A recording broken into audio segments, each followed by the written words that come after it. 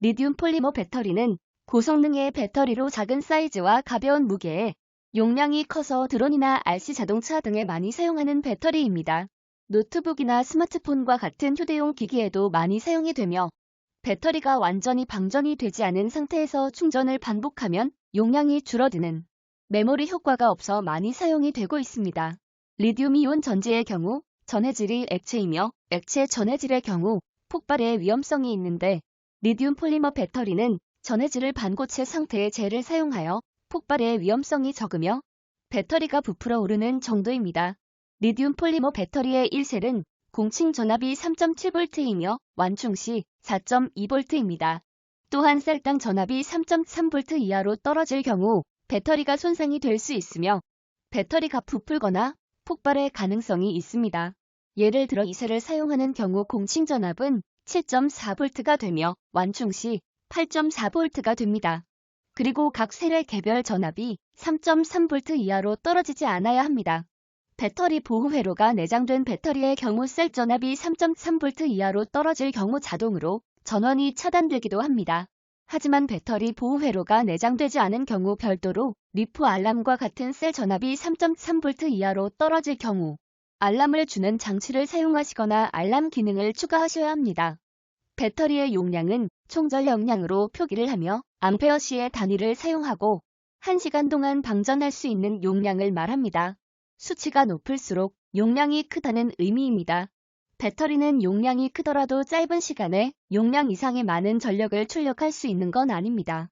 배터리가 한 번에 출력할 수 있는 전류를 방전율이라고 합니다. 배터리마다 스스로 최대 출력할 수 있는 전류의 양이 다르며 그 양을 방전율이라고 하고 C로 표기를 합니다. 일시의 경우 1시간 동안 배터리의 용량만큼을 방전할 수 있다는 의미입니다.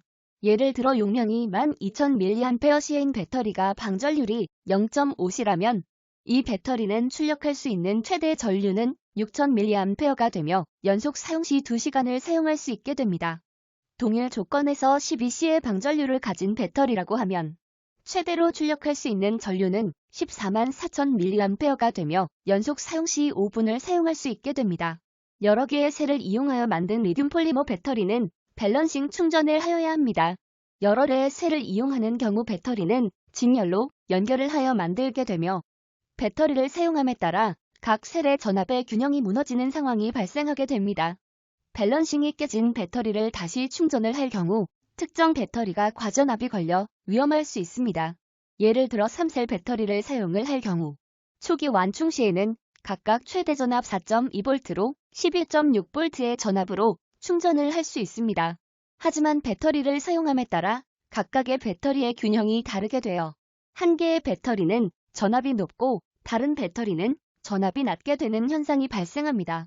이러한 상태에서 12.6V의 전압으로 배터리를 충전하게 되면 각각의 배터리가 4.2V가 가해지는 것이 아닌 한 개의 배터리는 더 높은 전압이 가해지고 다른 배터리는 더 낮은 전압이 가해지게 될 수 있으며 이는 배터리의 폭발 등으로 이어질 수 있습니다.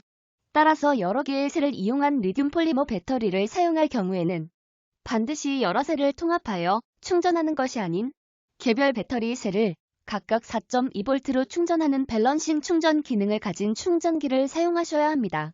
리튬 폴리머 배터리는 효율성이 높은 충전식 배터리로 2셀이나 3셀을 이용하여 아두이노를 구동하기에 적절한 배터리입니다. 하지만 몇 가지 주의사항을 잘 숙지하여 안전하게 구동하시기 바랍니다. 감사합니다.